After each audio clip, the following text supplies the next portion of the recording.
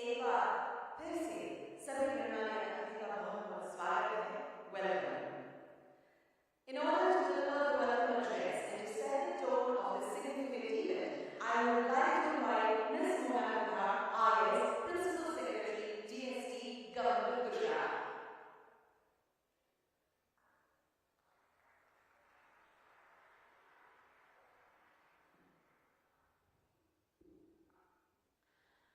Good morning to all.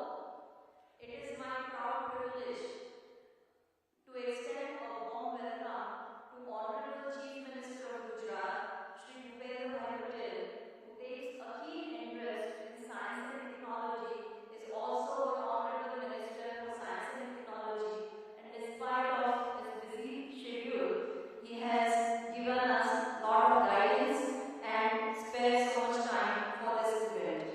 I also welcome Honorable Union Minister for Health, Family Welfare, Chemicals and Fertilizers, Shri Mansukh Bhai Mandoria. I welcome the Chief Secretary of Gujarat, Shri Rajkumar. Also Secretary Department of Biotechnology from Government of India, Dr. Rajesh Gokhale, who are working on a very important policy formulation, and we will have a very engaging session on the same. I also welcome an eminent team of academicians, researchers and incubators from San Francisco, California, led by Dr. P.R. Tandon, Setu Foundation, also leading Stanford India Bioscience Program, along with her, Chairman and CEO of Target Discovery in California, Mr. Jeffrey Peterson, who has a lot of experience and exposure to the entire ecosystem in this sector and related sector.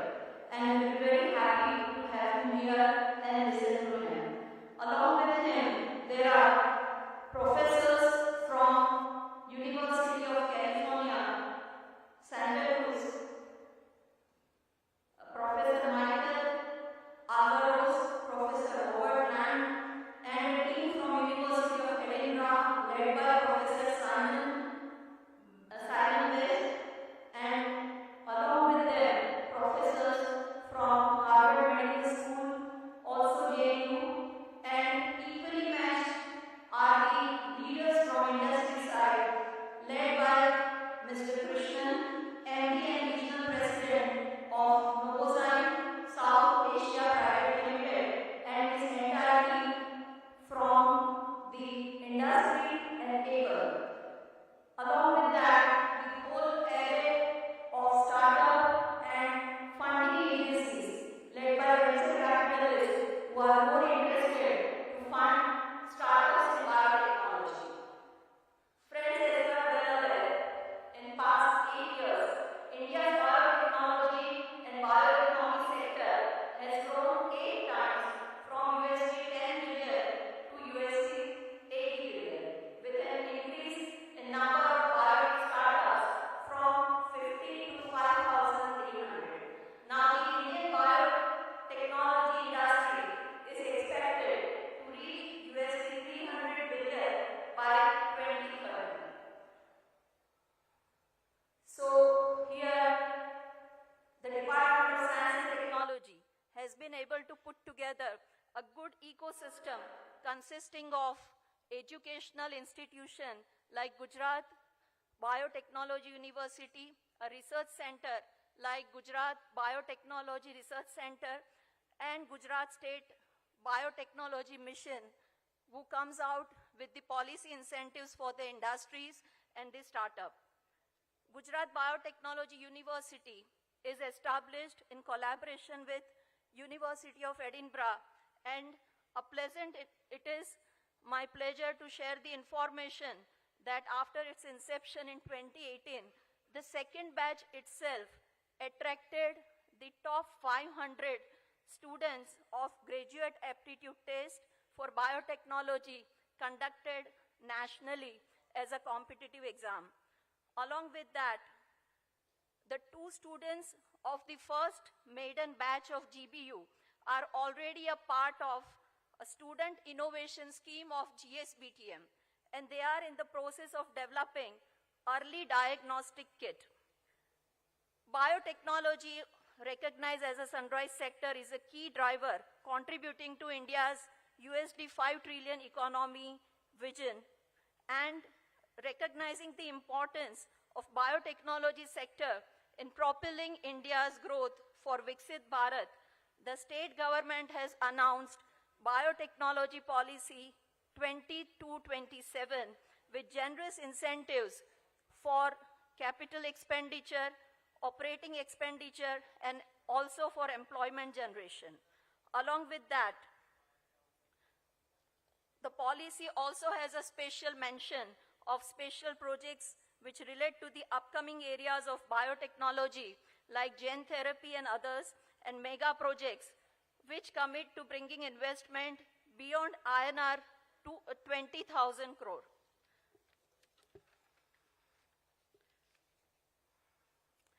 For extending equally strong support to innovation and startup, Gujarat State, in partnership with Department of Biotechnology, Government of India, has established Savli Technology and Business Incubator. Today, the ex-startups of STBI, as we call it, Revi Environmental Solution, Wise Organic Fertilizers, and Infinita Biotech have received national startup awards. Revi Environmental Solutions and MicroGo have been winners of Swachh Bharat Grand Challenge and Onion Grand Challenge conducted by Government of India. Pragmatech Healthcare Solution Private Limited, working on cervical cancer in women, is first in India to receive CDSCO, that is the regulatory clearance for cervical self-sampling kit, making women Atmanirbhar to collect cervical samples. Also, another Gujarat startup, Ampligen, has international recognition in the field of ultra-rapid and portable diagnostics of antimicrobial resistance microbes from patient sample.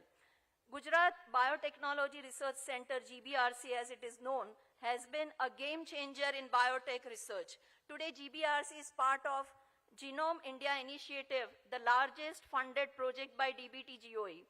It is also part of largest network program on AMR, superbugs, and One Health, and part of INASOCOG, largest network project by DBT, Government of India.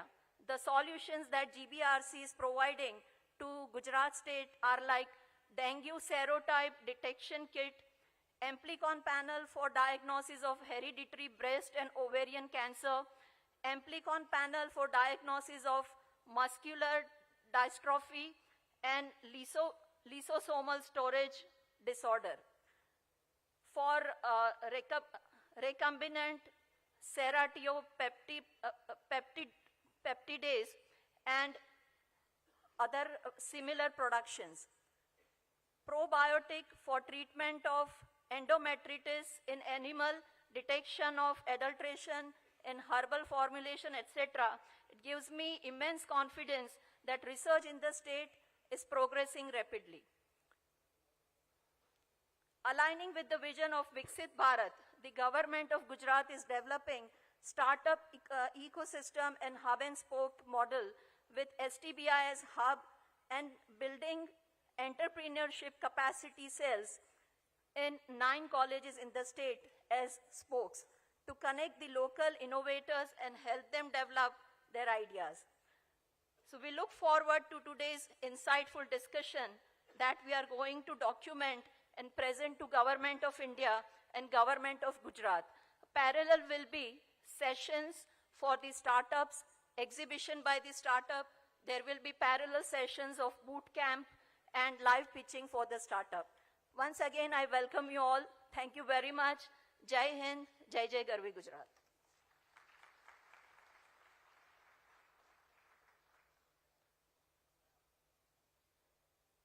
Thank you so much, madam, for your warm welcome words and also the introductory remarks. आज हमारे साथ virtually हमारे संग जुड़े हैं माननीय मंत्री Shri doctor Mansukh Mandaviya जी, स्वास्थ्य एवं परिवार कल्याण मंत्रालय, भारत सरकार। मैं उन्हें आदर और विनम्रता से उनके विशेष उद्बोधन के लिए आमंत्रित करती हूं। जी नमस्कार।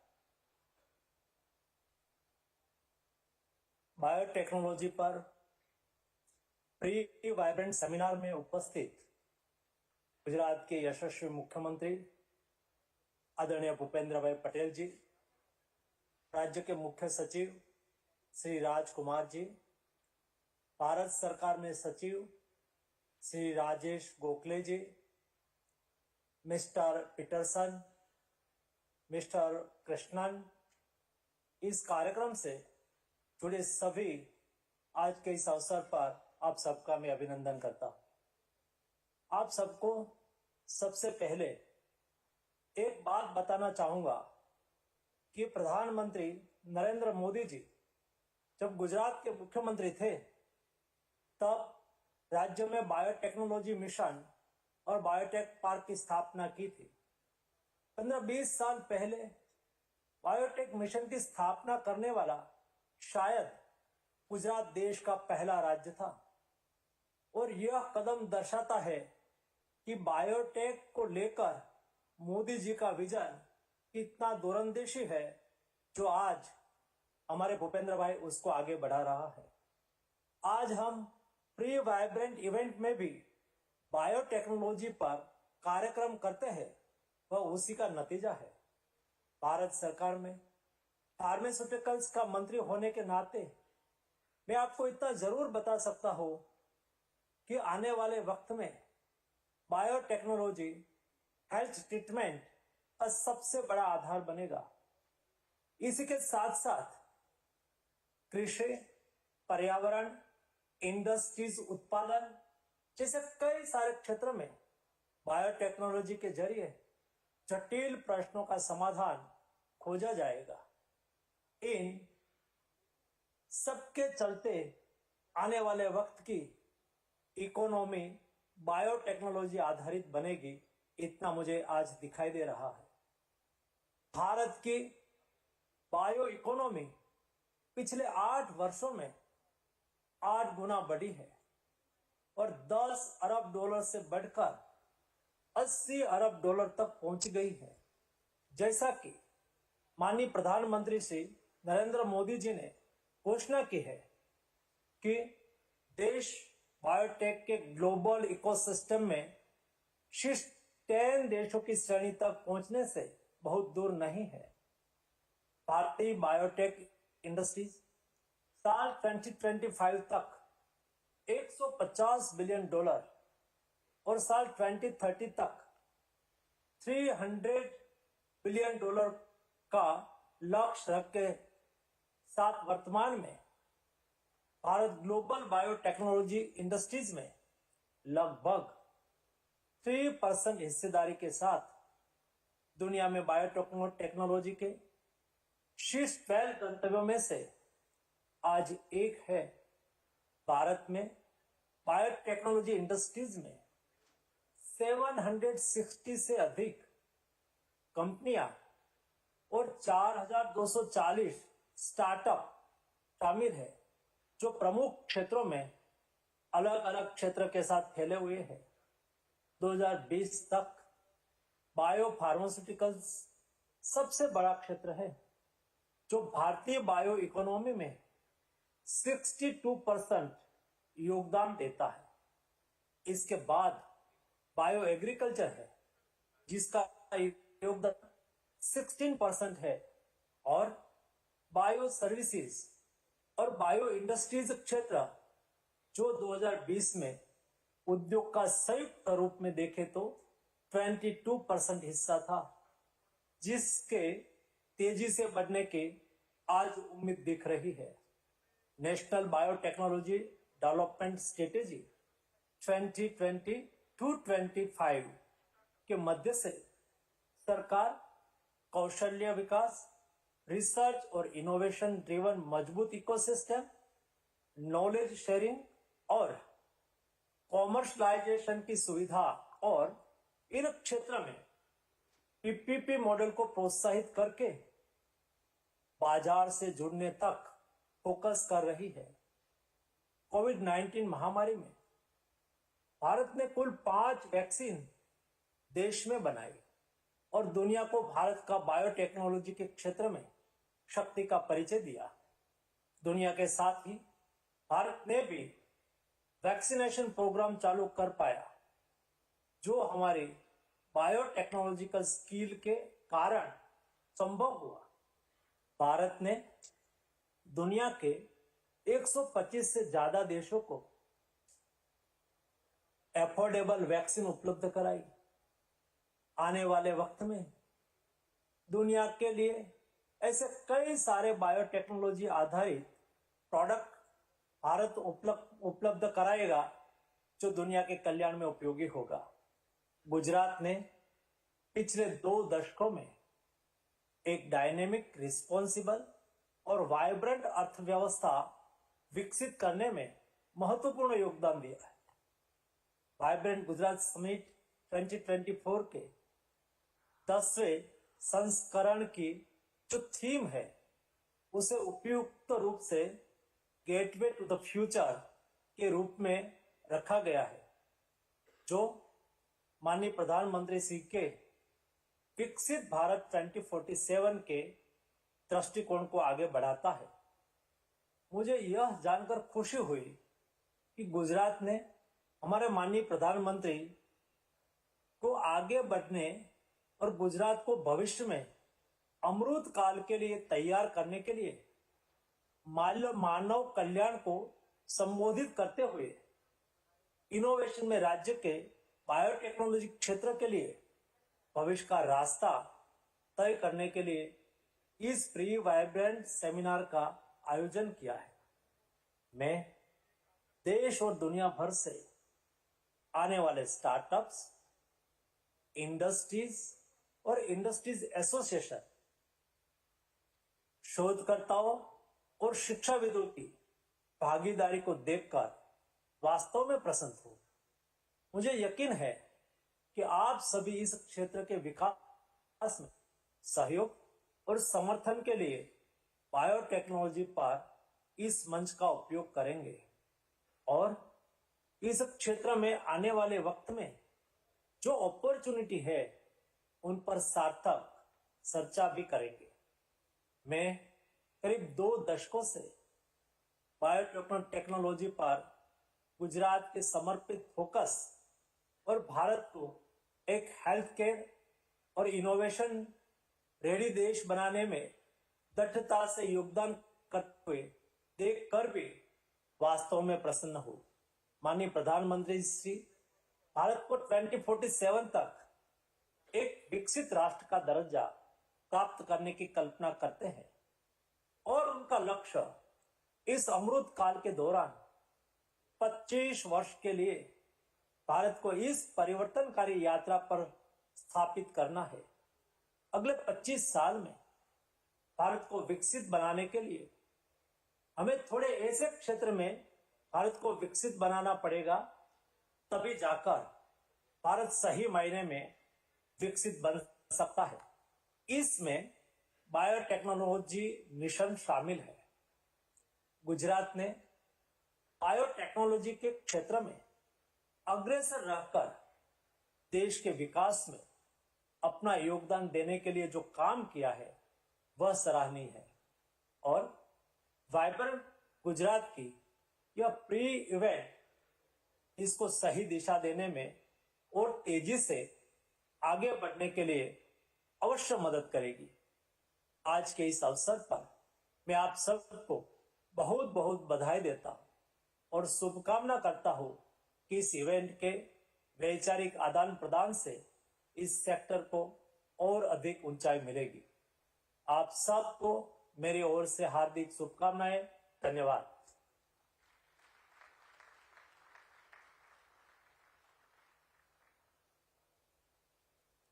माननीय मंत्री महोदय, आपके प्रेरक संबोधन एवं आपकी वर्चुअल उपस्थिति के लिए आपका भी बहुत बहुत धन्यवाद।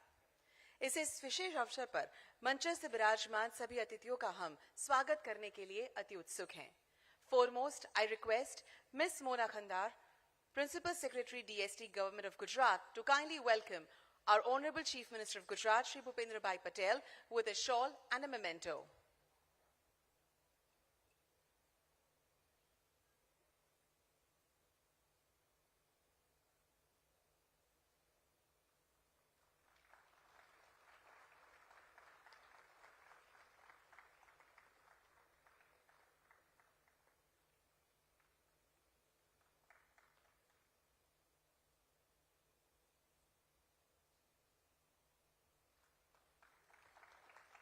Thank you. I now request Shri Viday Khare, Mission Director, GSBTM, to kindly welcome Shri Rajkumar, IS, Chief Secretary, Government of Gujarat.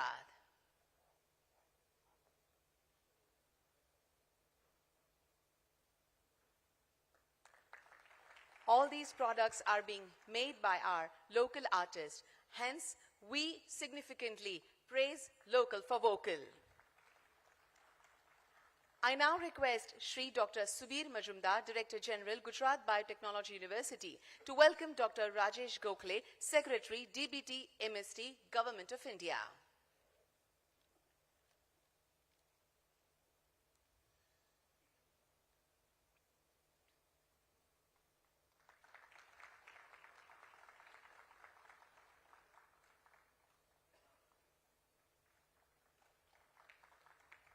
Thank you. I now request Shri Dr. Snehal Bagathria to welcome Mr. Jeffrey Peterson, Chairman and CEO, Target Discovery Inc., California.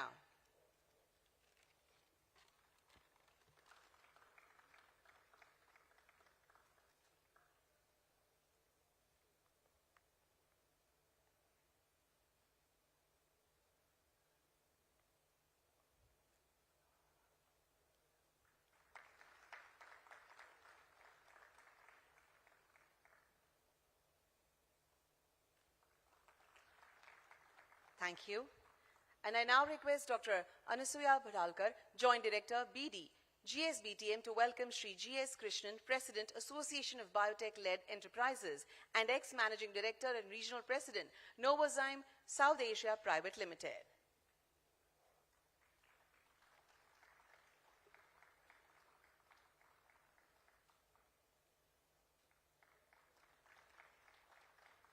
Thank you. As we know, biotechnology plays a crucial role in addressing various global challenges by harnessing biological systems and living organisms to develop innovative solutions. Its importance lies in advancing healthcare, agricultural advancements, environmental sustainability, industrial applications, research and development. To know more about this, let's have a look at an audiovisual film.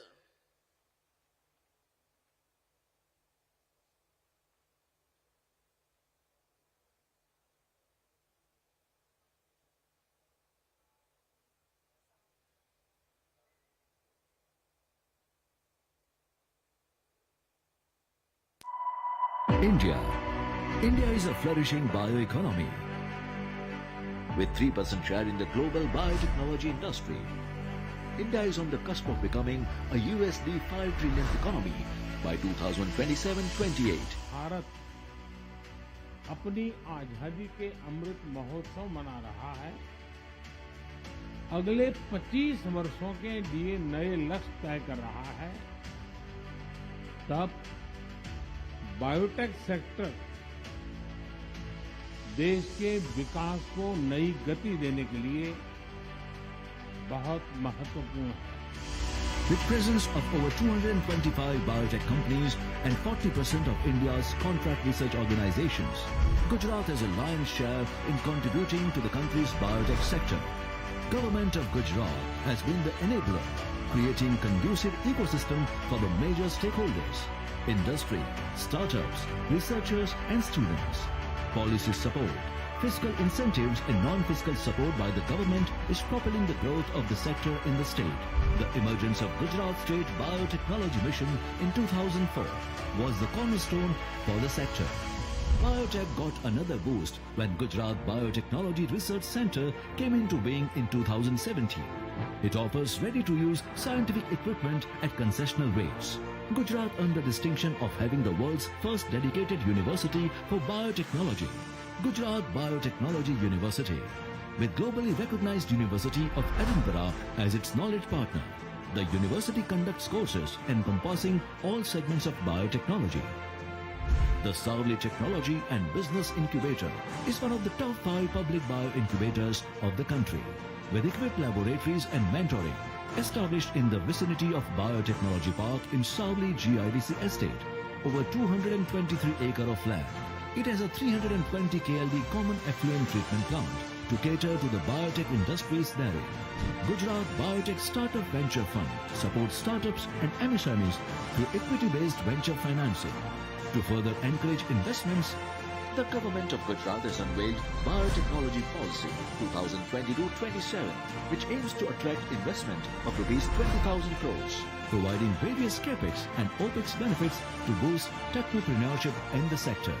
The stars of Gujarat's biotech sector shining bright on the global horizon are Concord Biotech, one of the world's largest fermentation facility; Zytex Biotech, one of Asia's largest bacillus providing company; Sundiata Nemandes, one of the largest probiotics company in India; Hester Biosciences, Asia Pacific's largest poultry vaccine company.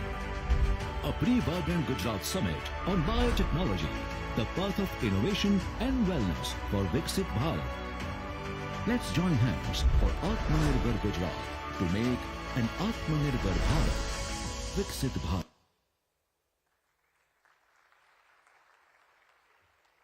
Thank you.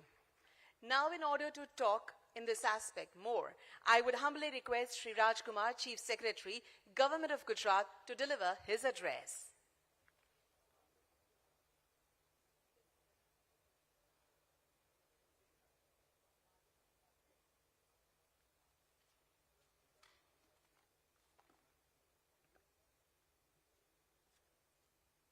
Honorable Chief Minister of Gujarat, Shri Bhupendra Bhai Patel ji. We just heard Honorable Union Minister, Shri Mansukh Mandaviya ji, Shri Rajesh Gokhale, Secretary, Department of Biotechnology, Government of India, Chairman and CEO of Target Discovery Incorporation, California, Mr. Jeffrey Peterson, industry captains. In particular, we have with us on the stage Mr. Krishnan, representing the association, leading academicians from universities around the globe, my colleague Ms. Mona Kandar, Mr. Vivek Khare. Good morning and namaskar to all of you. It's my pleasure and privilege to address this pre-vibrant summit on biotechnology. On behalf of Government of Gujarat, I thank you all for being here with us today. It's indeed heartening to see the enthusiasm and warmth of this very esteemed gathering.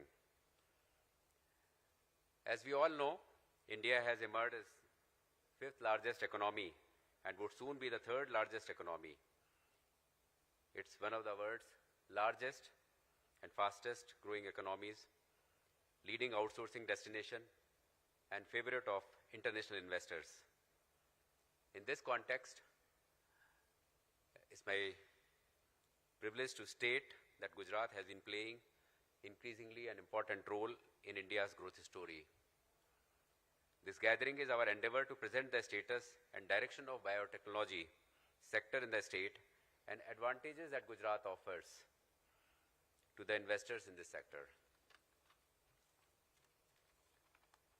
Under the visionary guidance of Honorable Prime Minister Shri Narendra Modi, India is leapfrogging into futuristic and strategic areas through technology-driven initiatives. As we all know, in the field of digital economy, India has earned its name, and it's one of the country, or I should say, the leading country so far as the digital transactions are concerned. Government is persistently focusing on facilitating the development of knowledge-based economy by leveraging India's youthful and talented population.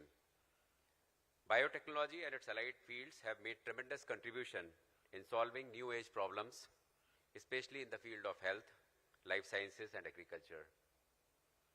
Since biofuels are a low carbon alternative to fossil fuels And in my opinion, these could help reduce greenhouse gases emissions and related climate change impact from particularly the transport sector. So in all likelihood, biotechnology will play a major role in transforming India's transport sector towards a net zero carbon emission sustainable economy. Also, as was mentioned by Honorable Union Minister earlier, bioeconomy, which in my opinion means using renewable biological resources from land and sea, like crops, forests, fish, animals, and microorganisms, to produce food, materials, and energy. Stronger developments of bioeconomy will help India accelerate progress towards a circular and low carbon economy. As was mentioned, in past 8 years, India's bioeconomy has grown 8 times, and we hope to achieve US $300 billion of bioeconomy by 2030. Gujarat as a state has always been a policy-driven state with more than 20 sector-specific policies to strengthen the industrial ecosystem. The state's biotechnology policy is a carefully crafted, multidimensional stimulus towards developing a thriving biotech ecosystem in the state. This policy has enabled transformative changes in the sector by establishing research infrastructure such as Gujarat Genomics Initiative, Virtual Institute of Bioinformatics, Marine Bioresource Center, Sauli Bioincubator, Network of Biotech Capacity Cells, and Biotechpreneur programs. Today, Gujarat is home to more than 200 biotechnology companies and a thriving startup ecosystem that includes prominent R&D and educational institutes as well. Gujarat also holds the distinction of having maximum number of patents filed among states in the country, with more than 3,600 licensed units engaged in drug manufacturing. As a result, Gujarat has the advantage of being the first mover, and it can graduate from pharmaceuticals to biopharmaceutical because Gujarat produces almost 40% of country's pharmaceuticals, and it's a major exporter. In fact, in 2021 itself, Gujarat exported $2.7 billion worth of exports in pharmaceutical sector. Gujarat is hosting 10th Vibrant Summit with central theme Gateway to the Future, and government is heavily focusing on creating a conducive environment for development of domestic industrial ecosystem based on emerging technologies. Gujarat is synergizing its efforts with the Government of India to realize this vision of Atmanirbhar Bharat through Atmanirbhar Gujarat by promoting biotech innovation mission and entrepreneurship, leveraging the strength of strategic partnership and building capacities across the sector. Gujarat has taken great strides in developing a resilient, responsive and vibrant economy under the able leadership of Honorable Chief Minister of Gujarat, Shri Bhupendra Bhai Patel. From this coveted platform of Vibrant Gujarat pre-summit seminar, I urge upon all the stakeholders, industry leaders, academicians, entrepreneurs, and aspiring youth of the state to join hands towards realizing the vision of Viksit Bharat through our ingenuity, perseverance, workmanship, and innovation. We all have witnessed the successive 9 vibrant summits in Gujarat, which have generated numerous opportunities for investors to engage with the state. I invite you all to the forthcoming 10th Vibrant Gujarat Summit to make the most of the networking and knowledge-sharing opportunities for the domestic and global young and energetic entrepreneurs, as well as with the global leaders. Thank you so much. Jai Jai Garvi Gujarat. Jai Hind.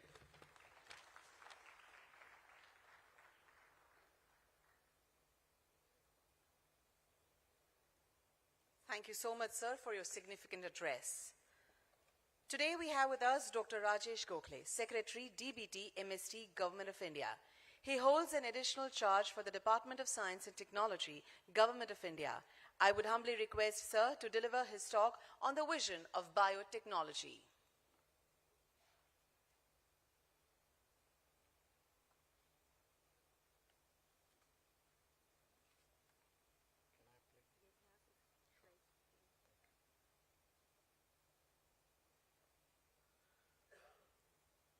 Namaskar and good morning to all of you. Honorable Chief Minister Shri Bhupendra Patel ji, Honorable Union Minister of Health and Family Welfare Dr. Mansukh Mandviya ji, जो हमारे साथ online join हुए थे, Shri Rajkumar ji, Chief Secretary Gujarat, Mrs. Mona Kandar, Principal Secretary Government of Gujarat, Mr. Jeffrey Peterson, Mr. Krishnan, Mr. Khare, other dignitaries at the vibrant Gujarat Summit, ladies and gentlemen. It's my pleasure to be able to come and talk to you about what Department of Biotechnology is actually envisaging for the country's progress. And I will briefly give a 5 to 7 minutes of 10 minutes of talk on these aspects of it actually. So the real challenge I think that we believe, and I'm almost certain as we have heard from everybody actually, that biology is likely to build the next technology revolution in the world actually. And how these contours are going to be emerging will be determined in next decade time of how all these progresses will occur in various part of it. What is the challenge that our country is facing right now? If you really try and understand on how to come out of it, I think it's a very interesting concept that World Bank gave several years ago, what is called middle income trap. Now the whole idea is that countries that actually grow from low to medium rich countries, they have a certain trajectory to look at. But many countries get ensnared and get trapped within the middle income part of this and cannot become rich. And the challenge for this is because I believe the only way to come out of this is be able to have technologically empowered India, which can escape this trap. And the second aspect, very critical, is that the path that you have followed from low to middle income cannot be the followed for middle to high income. And I think therefore one has to take a different trajectories and different projectiles to be able to catch hold of these kind of challenges in the world. To be able to do this, what we believe is that biotech sector is going to be the most critical sector to growth. And I think the perspective of this bioeconomy report is one that was released last week, in fact in Delhi, and therefore the data is the latest data that is available, and I think pardon me for giving you the latest data for it, but it's actually good to see that the growth last year was 23% of the past year of it actually. So it's a leaps and frogs jump that we have done actually. So 23% is a very, very high growth rate for the biosector to grow. The valuation is about $137 billion industry right now. And of the total economy, that is around 3.47 trillion economy or 4 trillion economy that India is presently about. And what we predict is it will be $300 billion plus industry by 2030, and we may be about $3 trillion industry by 2047, which is what we talk about actually, what we are all interested to look at. The sectors that have very rapidly grown over last year is the bio-industrial sector that has very, very rapidly grown, and it actually accounts for the 43% of the overall sector. The biopharma industry is 36%, and then there are these other sectors, bioagri, which is likely to grow even much more stronger than what it is presently, it is all about. And I think these ways, this is likely to be the scenario for the future of the next 10 years to come in the country's future. What do we need to do to address these Vikasit Bharat priorities? And I believe the tech solutions that are necessary are in the 4 large areas. Either it's agri-food, energy, healthcare, or climate change. And the center of all these is going to be the data in the digital world that is going to ensemble all this data. And because India produces such huge amount of data, in fact, we can then create our own ways and mechanisms to put together a nice ecosystem that will evolve into a major programs of activities to look at.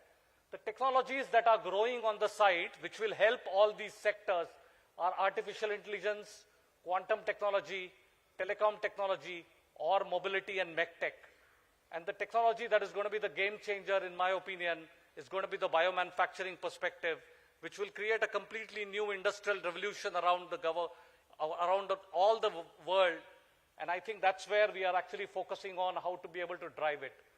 So our challenge really is to how to build the biovision for Bharat in Amrit Kal, and all these sectors, whether it's biopharma, bioagri, bioindustrial, bioenergy, bioservices, biomedtech, or bio-AI, are likely to become a very big on its own. So how do we really do this? I think what Department of Biotechnology is doing is actually looking at every aspect of these in terms of such that the new opportunities can flourish, whether it's got to do with innovation, technology, infrastructure, startups, financial models, inclusivity, social impact, and sustainability. And the key to be able to get each one of these pieces in right place is to have right amount of crosstalk and the connections. And that's where I am here today, because I think Gujarat has such a vibrant biotech industry that the center state can in fact make a huge amount of difference in the future growth of our entire country's nation.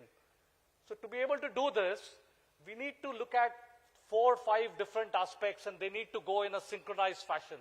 The one is the strengthening and aligning innovation ecosystem.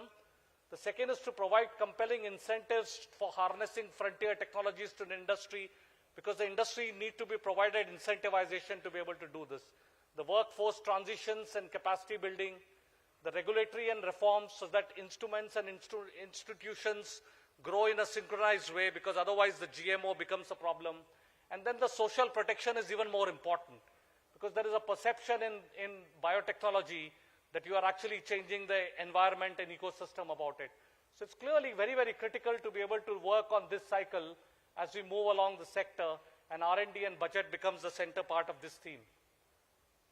So what are the challenges that the world itself is facing actually? So if you really look at from every sector, the forests are burning, glaciers are melting, and biodiversity is on decline. And really, many of these has been due to the foresight of humans, with the context primarily driven by the material industry that has actually come around to be able to help all these sectors. So whether it is metal, glass, ceramic, fertilizers, or other chemicals like plastics, all of these have in fact have no roadmap for in terms of environmental protection perspective actually.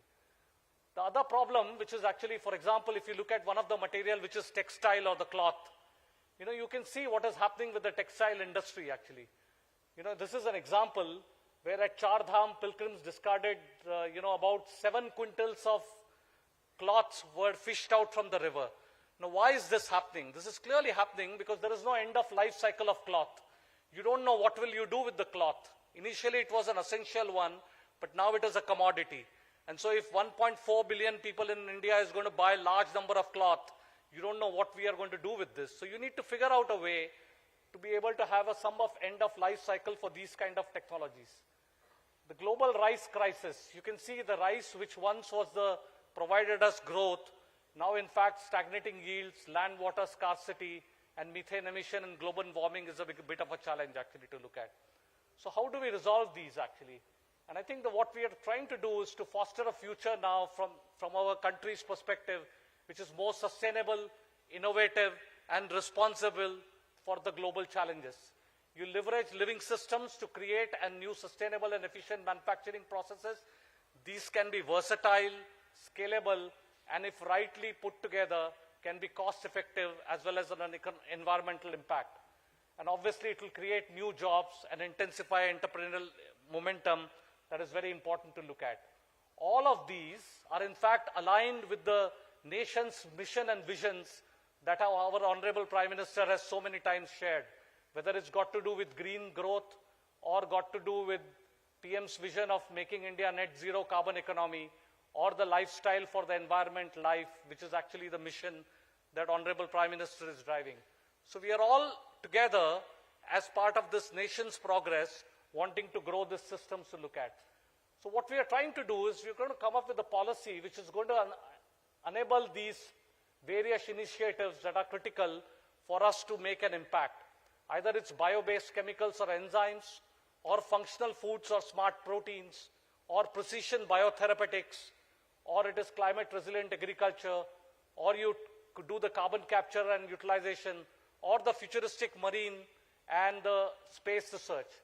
All these sectors will be as a sectorially looked at, and growth will be addressed in a way such that one sector grows in a different fashion, the other sector grows in different fashion.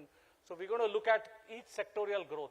And to be able to do this, we're going to set up bio-AI hubs and biomanufacturing hubs all across the country, with providing public-private partnerships and industrial cooperation as the 2 pillars of strength to be able to utilize these activities. Also, one of the key aspects of this likely is going to be for the health industry, what we call healing with dawai actually. And the dawai, as you understand, the dawa can be AI-driven dawai. And I think where you can see the accelerated drug discovery will happen, clinical trial optimizations can be done, the personalized medicines can work, and the medical imaging systems and analysis will come in together actually. It's also called wet AI now, or what we call bio-AI hubs. Now, deep learning enables computers to understand the language, and therefore the complex patterns that are there in biological data can be very nicely and impactfully identified. And I think that's why we're going to focus largely on the data and how the data gets integrated into systems and paradigms together.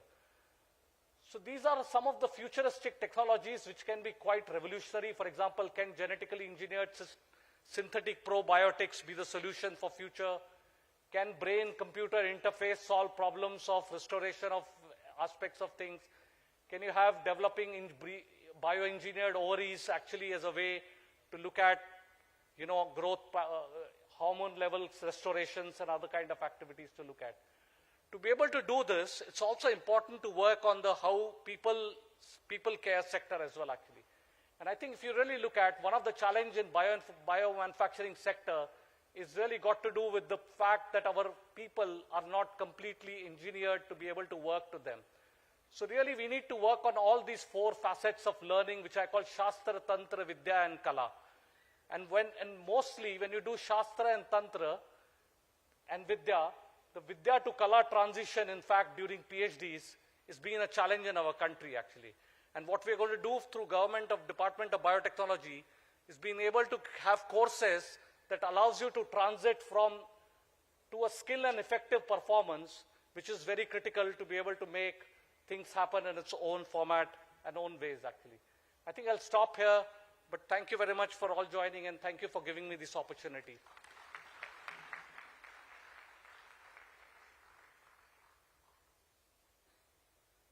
Thank you very much, sir, for your important presentation. Today we have with us few industrialists. We have with us Mr. Jeffrey Peterson, Chairman and CEO, Target Discovery, Inc., California, a personalized medicine diagnostic company leveraging proprietary proteomics tools. Prior to Target Discovery, he served as a CEO of Sharp, Peterson, Ochiltree and Associates. Please help me welcome Mr. Jeffrey to share his experiences with us.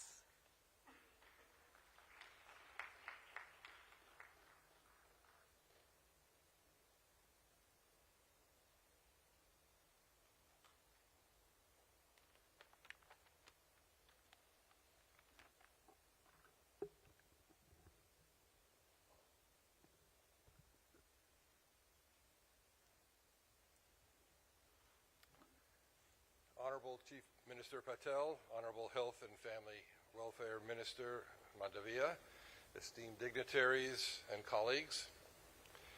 On behalf of many accomplished colleagues and visionaries that have been invited to share this event with you, I offer our thanks to the government of Gujarat for their generous invitation and support, and thanks to the multiple officers and hardworking people behind the scenes that have brought together this pre-vibrant Gujarat conference.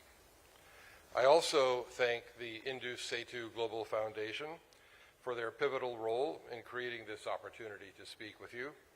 Setu, as we call it, is focused on bridge building between India, the USA, and other countries, convening leaders and change agents from government, academia, nonprofits, and industry, powerhouses to innovative startup entrepreneurs, and is focused on three of our world's greatest existential challenges: human health, women's empowerment, and planetary health, including climate change and beyond.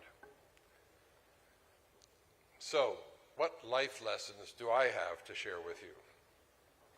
I've been incredibly fortunate and blessed with enormous diversity of experiences across industries, technologies, products, services, markets, functional areas, from the largest global conglomerates with sophisticated systems to cowboy companies that are improvising their way through explosive growth, to boards of public companies facing transformations, and to my journey through multiple startups, and more recently into teaching, coaching entrepreneurs at all levels, and helping give back to other founders creating new startup successes.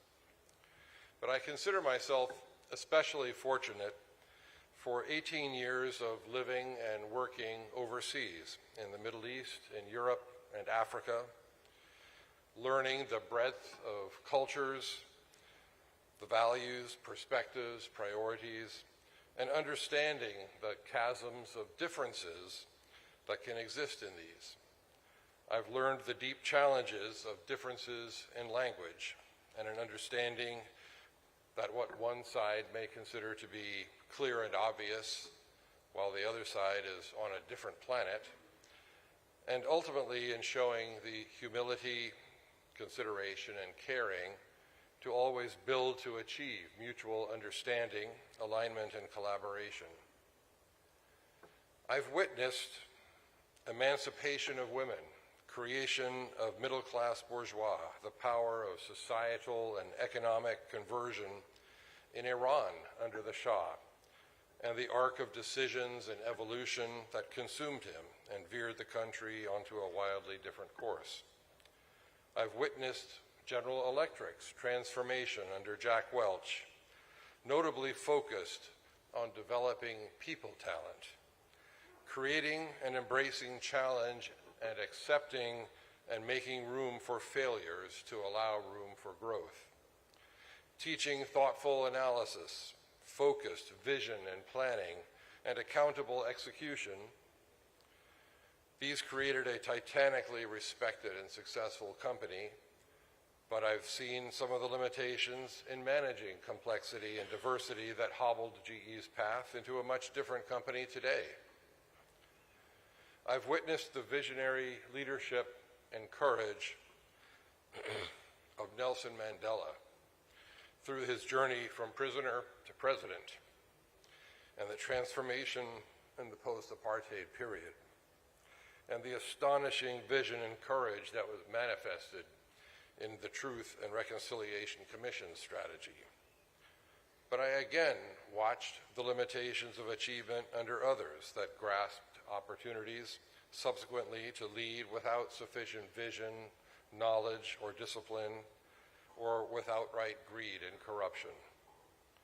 I've witnessed the breathtaking and inspirational reality of Silicon Valley, a wonderful, multicultural melting pot that is an astonishing cauldron of the magical components of academia, financing, and entrepreneurial recycling and giving back, that has created an entrepreneurial success engine in high-tech, biotech, and beyond that was arguably unequaled until more recent years, as many of us have welcomed and trained others, seeding and nurturing a diaspora of entrepreneurial hotbed creations around the world. I've witnessed industrial transformations that have beggared the imagination in medicine, in physics, in computing, in the dawn of the web-based information age, in the promise of biotechnology, and of course, and the explosive emergence and blossoming of artificial intelligence and machine learning. And of course, in the consequences of the evolution of each of these technologies, nuclear threats, bioweapons, social media run amok, and the darker possibilities of AI. These consequences are only sometimes unforeseen or poorly managed. Let us hope that they are not just inevitable. And I witnessed today the most gut-wrenching of crises in the USA and on the global stage, where democracies that long ago seemed ascendant in a post-Cold War world are now fighting against the encroachment and self-serving corruptions of power and money, and are seesawing through manipulated truths, fake news, and projections from guilty parties onto the innocent. It looks frighteningly close to an end of empire moment and a dystopian nightmare as multiple dictatorial powers rise and threaten anew. So what have I learned along the way? Certainly I've seen the awful price that can be paid for failing to maintain, inspire, and invigorate your people on the course ahead, or worse, to succumb to hubris and to failing to listen, to test the validity of one's progress, of failing to understand and embrace change, and the need to course correct, or even to pivot, innovate, and create a new course. And I've seen the more awful price of allowing the cancer of self-serving behaviors, feeding and building further power, self-serving greed and corruption. I must say that I'm mightily heartened by the leadership examples that I've observed here in India, ranging from the repudiation of corruption from the highest levels of government to the strategic investments being made and the magnificent people-focused example of the vibrant Gujarat conference sequence in which we're currently engaged. I learned the lessons on prioritizing the selection, development, and advancement of people, hopefully more talented and capable than ourselves, and the need for courageous and visionary leadership in the embrace of challenges, and the engagement with the unknown or the poorly understood, the need for voracious pursuit of growth and learning, but especially for growth in perspective and wisdom, wrestled from the thoughtful analysis of your own experiences and the experiences of others, and for the building and rewarding of teams above individuals for high performance. I learned at the core, integrity and sound guiding principles are critical. Clarity of analysis, vision, planning, goal setting are essential to achievement. But another key learning has been that in one's journey, opportunities knock or may just be passing by your door, and you must be alert, listening, and thoughtful to recognize, consider, analyze them smartly. And then you must be courageous enough to listen to your intuition or gut and embrace them. On any path, you must be humble enough to course adjust, and hardworking, visionary, and persistent enough to stay on and lead through the course to successful realization. Let me circle back to AI, artificial intelligence, to impress the importance of this explosive development on those of you who may not have understood its inescapability yet. AI is not new. The pursuit of it has been evolving for decades. The first generation was known as expert systems, which were basically deep and sometimes complex decision trees. One of the companies that I've been helping, Tiger Health, used this approach to mine data from dozens of clinical trials and to create a breakthrough in the management of diabetes, disease spectrum, and many of the other diseases with complex comorbidities that interact or are exacerbated in the presence of diabetes. Tiger provides a fast and inexpensive physician decision support tool for the effective management of this disease spectrum within the incredibly short physician-patient visit time allowed by many health systems or the insurance reimbursement provided. The explosion of diabetes worldwide is one of the two greatest health economic threats faced by the globe and all of us. And this technology is uniquely positioned to completely change that trajectory. And I speak from personal experience. Over the course of 3 to 4 years, Tiger's health guidance transformed me personally from a fully diabetic state all the way back to a deeply normal territory. And that was first generation AI. The second generation of AI utilized sophistical statistical analysis tools to create decision analysis systems capable of teasing out challenges and often hidden insights from complex data sets. A couple of my companies have used these tools on complex mass spectrometry to produce intuitively understandable guidance on clinical outcomes and on food, beverage, and environmental contamination, substitutions, and authenticity. Third generation AI now harnesses these tools against massive deep data sets and complex multivariable problems in order to yield even more powerful insights and guidance. Another company that I'm helping, NeuralTrack, uses third generation AI to take a simple array of X-ray pictures from a short 60-degree sweep of a C-arm X-ray machine that reaches around an operating table during live surgery. And it converts that into full resolution CT imaging that can be sliced and sectioned for accurate surgical tool positioning, just like a full CT data set.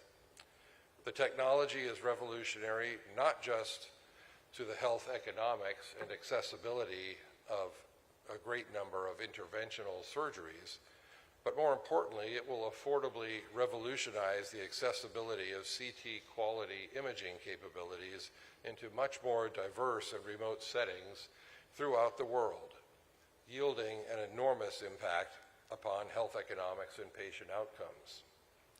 Fourth generation AI is the generative AI that has taken off in the past 2 years. That's amazing so many of us, with the conversationally interactive research and writing tools of ChatGPT for text and of DALL-E for image generation, and now a slew of other competing platforms vying for leadership. I've seen my wife's company in small pet care convert from spending hundreds of dollars on artwork regularly to using DALL-E's image generation capabilities to generate over 20,000 images of breathtaking quality, variety, composition, and artistic styles for fractions of a penny each. And these are offering an entirely new business expansion for her business. In summary, AI will be invading our lives from every angle in short order. I cannot emphasize enough the importance and opportunities available from getting involved early to understand, embrace, and participate in the utilization of these exploding tool sets. In closing, I'm very excited to be here with you. I look forward to the opportunity to create important and powerful partnerships, whether between my companies and their opportunities for translating enormous benefits quickly into India and beyond, or to helping the many entrepreneurs assembled for boot camp interactions here today, but most importantly, to partner with your government, academic and industry leaders to create and foster the development and flourishing of new meccas of entrepreneurial innovation and success across India. Thank you.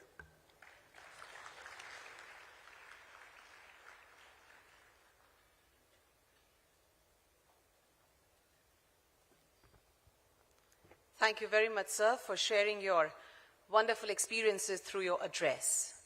In order to share his experiences and views, I would now like to welcome Shri G.S. Krishnan, President, Association of Biotech-Led Enterprises, ABLE, and ex-Managing Director and Regional President, Novozymes South Asia Private Limited.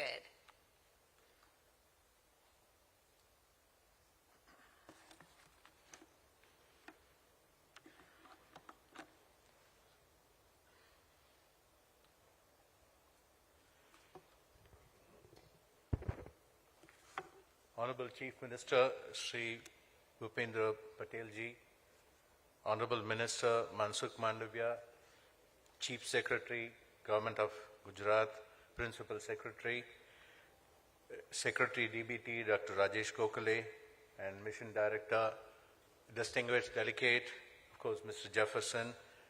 It's a great pleasure and honor to be here today on behalf of the biotech segment representing the Association of Biotech-Led Enterprises.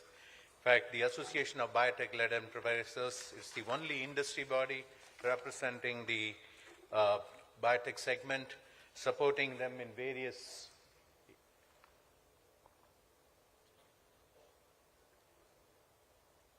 initiatives from the advocacy point of view, inputs for streamlining regulations, industry recommendations for the union budget, etc.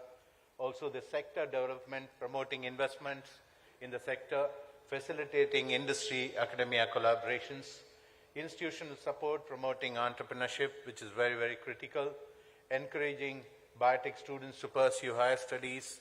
They are the future of biotechnology. The regional chapters of the Association of Biotech-led Enterprises specifically looks at various states and regions where the biotech clusters need to be promoted, and also looking at specific opportunities in these segments. Looking at the bioeconomy report, which was released recently, Dr. Rajesh Gokhale already briefly mentioned about that.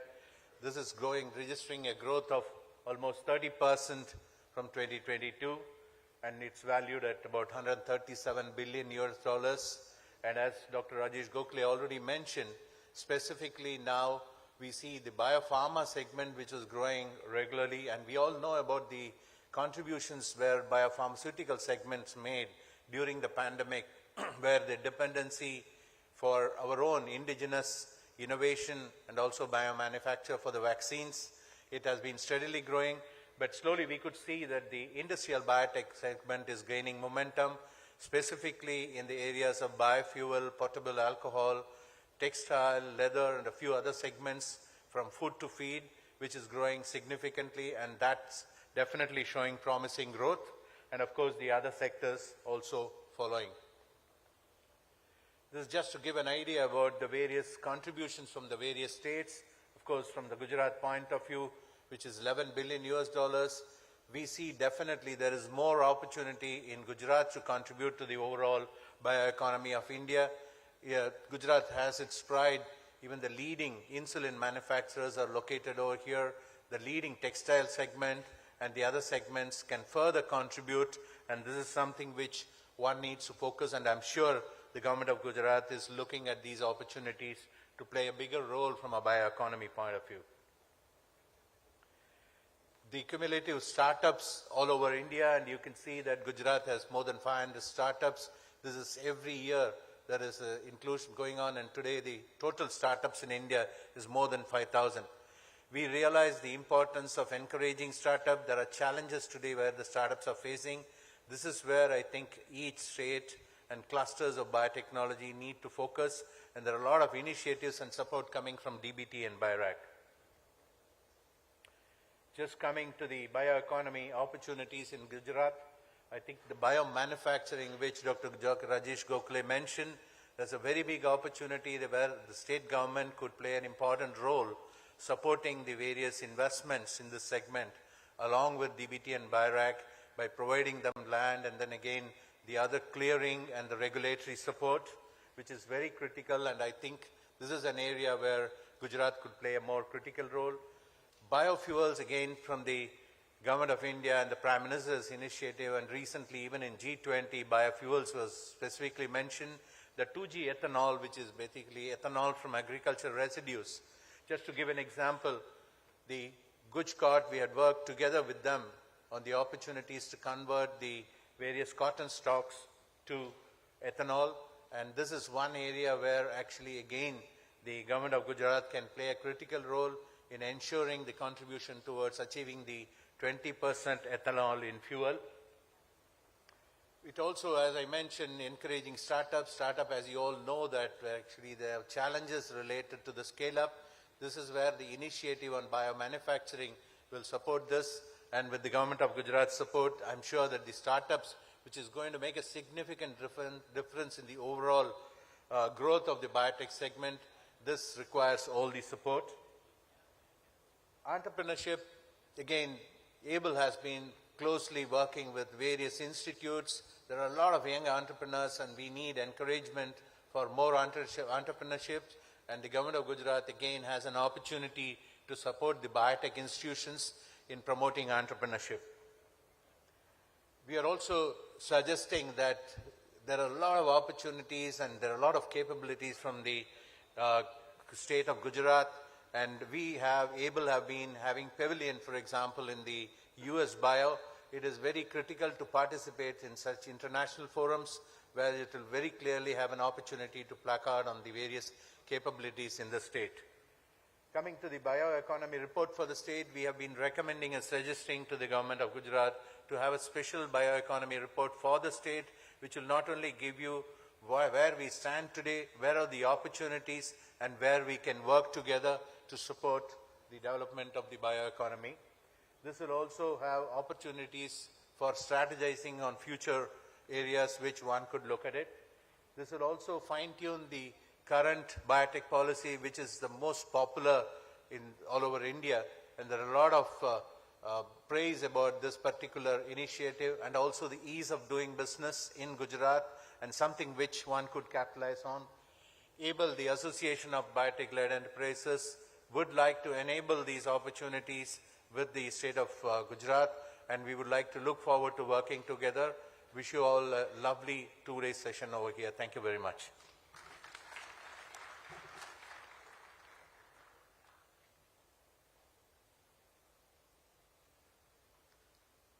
Thank you so much, sir, for your presentation and address. Ladies and gentlemen, this moment is also to mark the international collaborations that the state looks forward to forge and expand.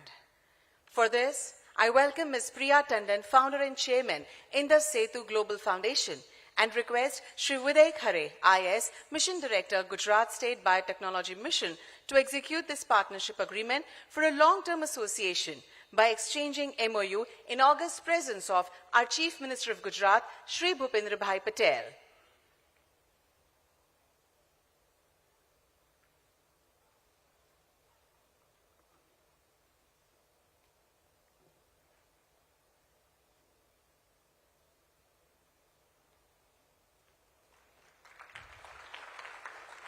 Indeed, a moment of pride and pleasure. You can applaud more because this is just a mark of beginning.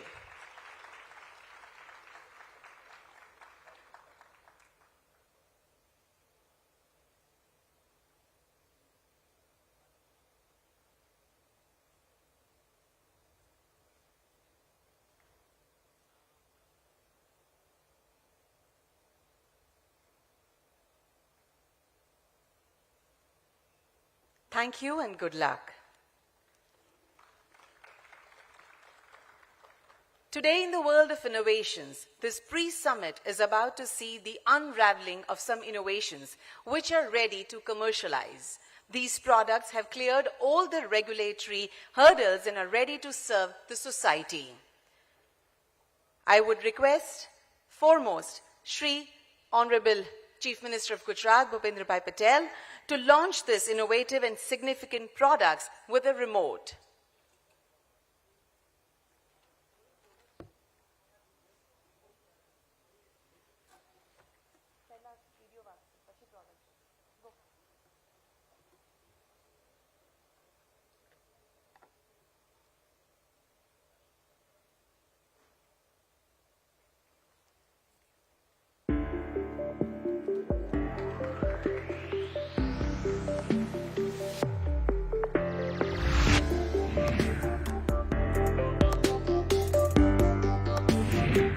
Conducts a 2-minute test and simply displays green or red on the screen. Green indicates healthy, red indicates hemorrhage, so refer for CT. And it's totally harmless even for pregnant women and children.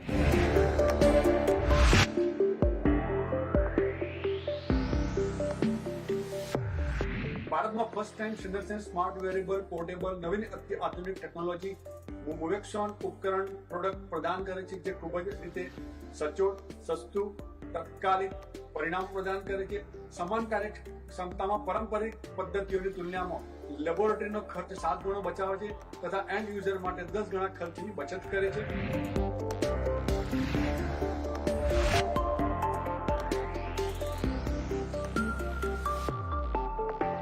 The device we have created, IOTA Biosampler, which will bring diagnostic access at a remote location. So in that case, the benefit will be the people don't need to travel to the urban region to have their diagnostic. People can, while using our device, so they can self-sample their blood and can deliver this device to the tier 1 cities or the high-end diagnostic laboratory for their diagnostic test.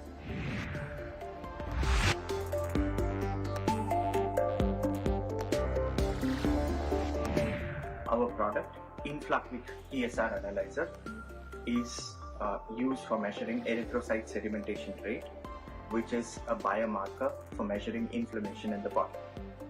The key advantage of the product is you can measure ESR directly using vacutainer blood samples. Other distinguishing features of the product are that it is IoT enabled, it has wireless connectivity compliant to HL7 standard, and has high throughput of 60 tests per hour.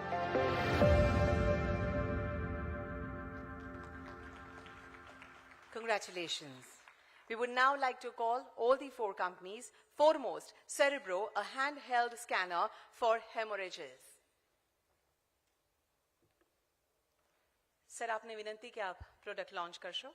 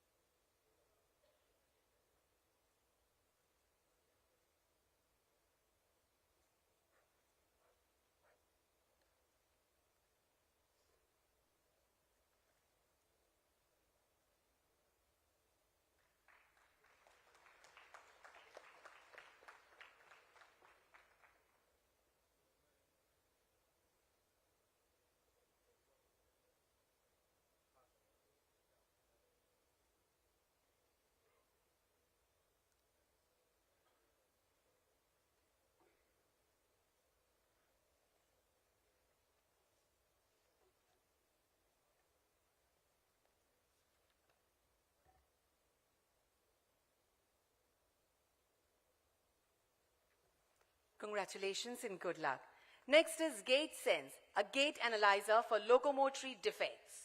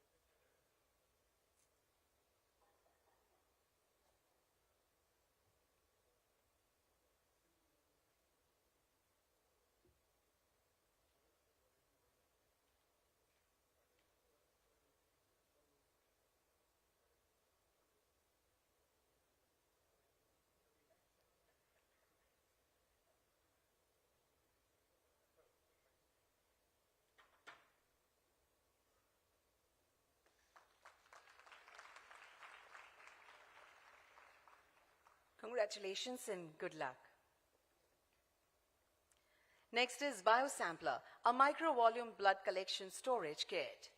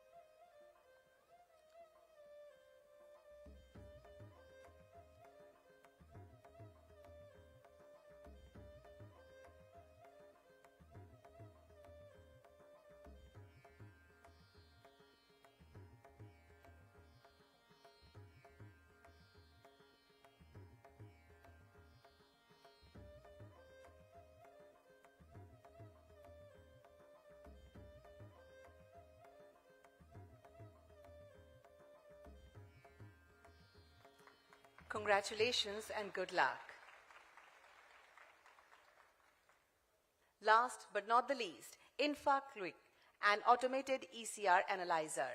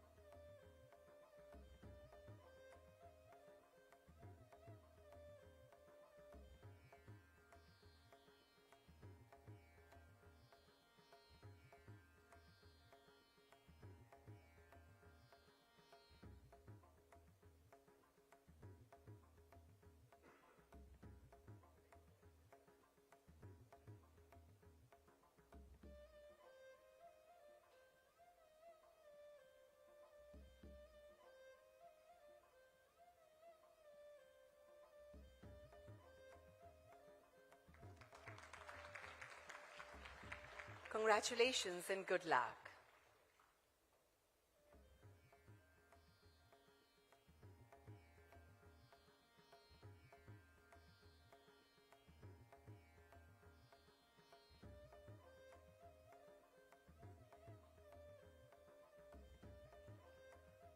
Thank you very much. Gujarat के विकास पथ पर सदैव नवीन एवं आधुनिक दृष्टिकोण रखना जिनका जीवन मंत्र है, जो सदैव नए विचार, नए आयाम को सराहते हैं, उनको बढ़ावा देते हैं और मार्गदर्शन प्रदान करते हैं, ऐसे हमारे गुजरात के माननीय मुख्यमंत्री श्री भूपेंद्र भाई पटेल को आइए तालियों की गड़गड़ाहट के साथ उनके विशिष्ट संबोधन के लिए आमंत्रित करते हैं।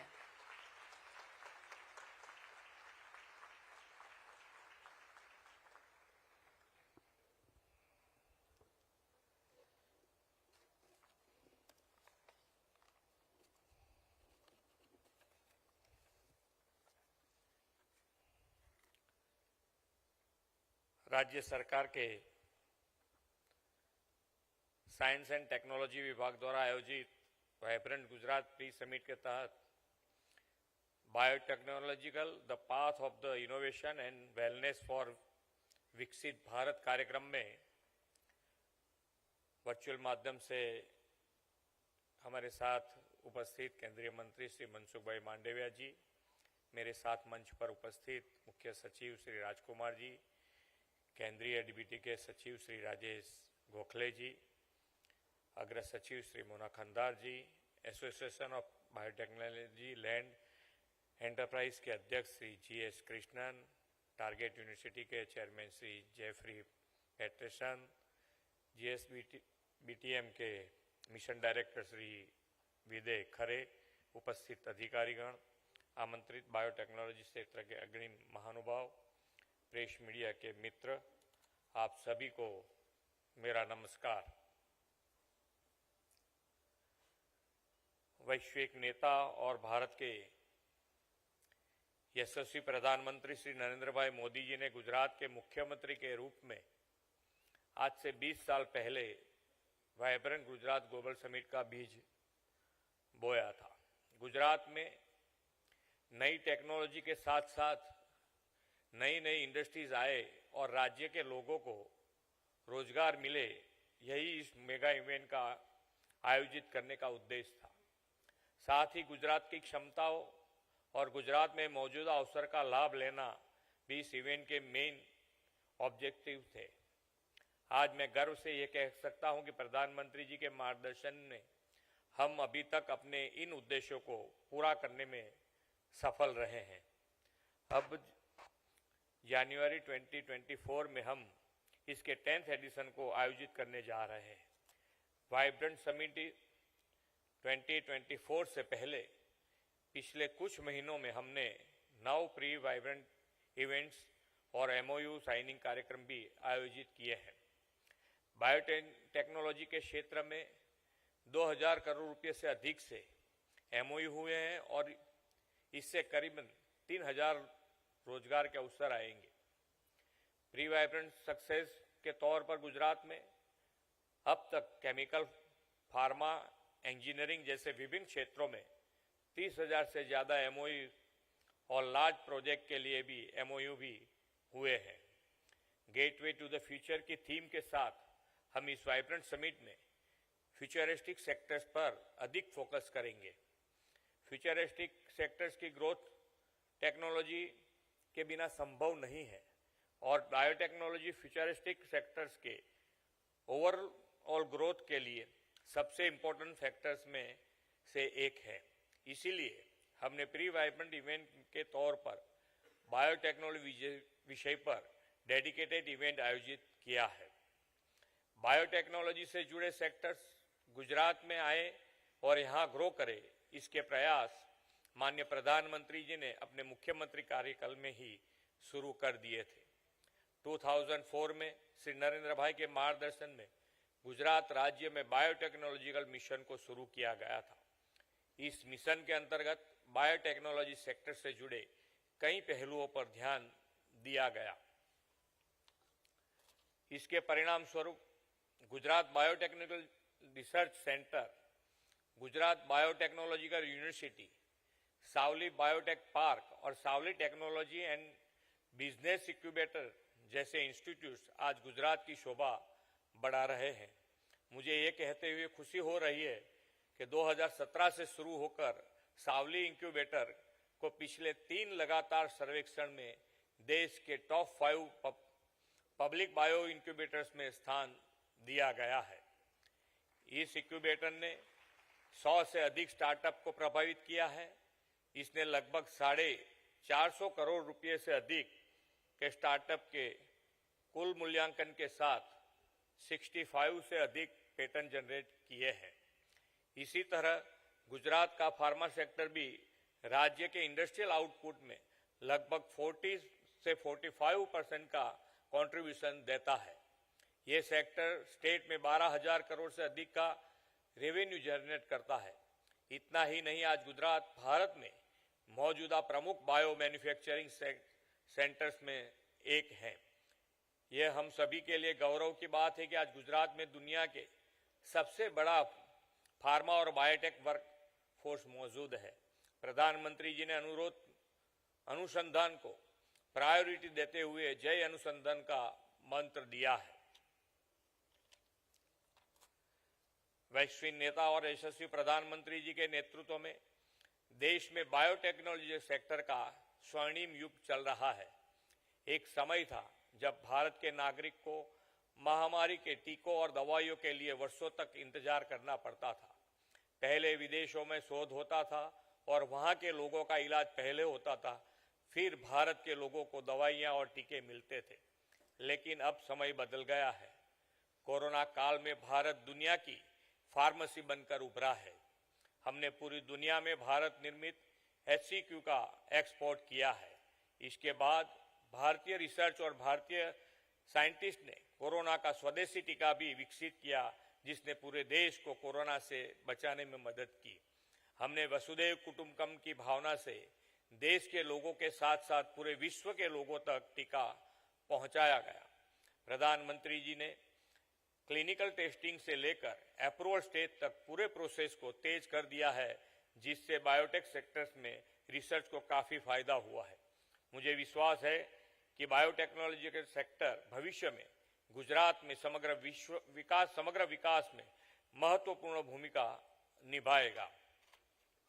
वर्ल्ड लेवल पर बायोटेक्नोलॉजिकल इंडस्ट्रीज में लगभग 3% से की हिस्सेदारी के साथ भारत आज एशिया प्रशांत क्षेत्र में तीसरा सबसे बड़ा बायोटेक्नोलॉजी सेक्टर का डेस्टिनेशन है। आज भारत में बायोटेक्नोलॉजिकल सेक्टर सबसे तेजी से बढ़ते क्षेत्रों में से एक है। बायोटेक्नोलॉजिकल सेक्टर को टेक्नोलॉजी ऑफ होप कहा जाता है।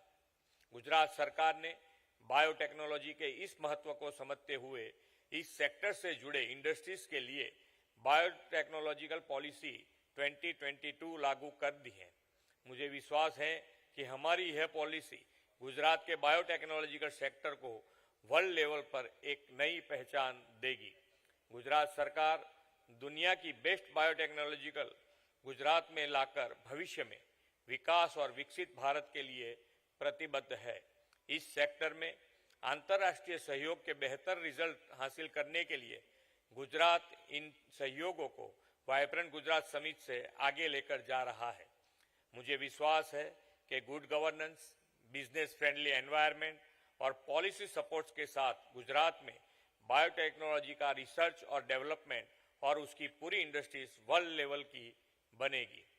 साइंस हो या स्पेस, प्रधानमंत्री जी के नेतृत्व में भारत की स्वदेशी टेक्निक दुनिया को अपनी ताकत दिखा रही है। मुझे विश्वास है कि प्रधानमंत्री जी के विकसित भारत एट 2047 विजन के साथ वाइब्रेंट समिट के माध्यम से हम साथ मिलकर गुजरात को एक मजबूत बायोटेक डेस्टिनेशन बनाने में सफल रहेंगे। इन्हीं अपेक्षाओं के साथ मैं अपनी वाणी को विराम देता हूं। भारत माता की जय, वंदे मातरम, जय जय Garvi Gujarat.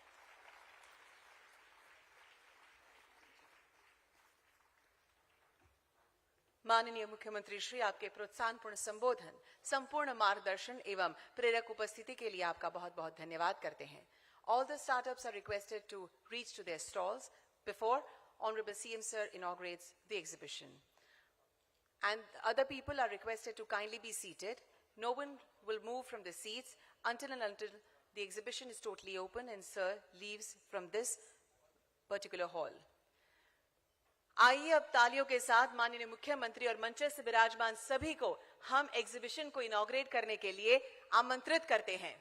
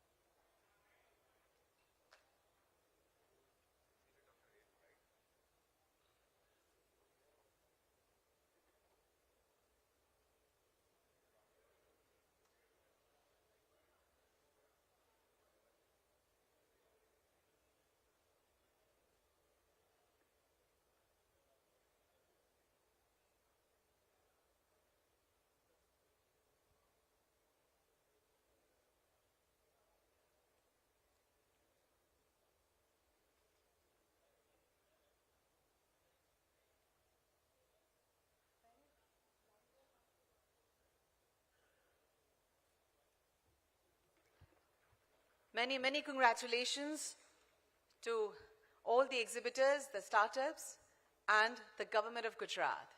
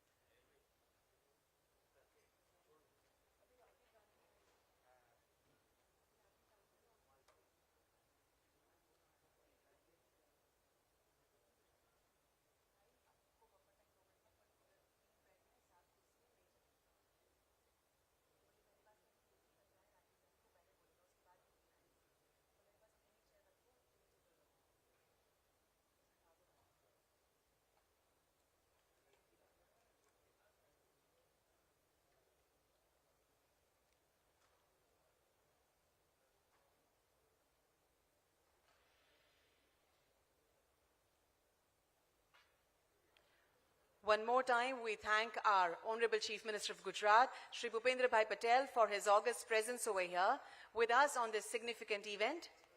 It is indeed a pride and pleasure for the Department, for the Government of State and Government of India.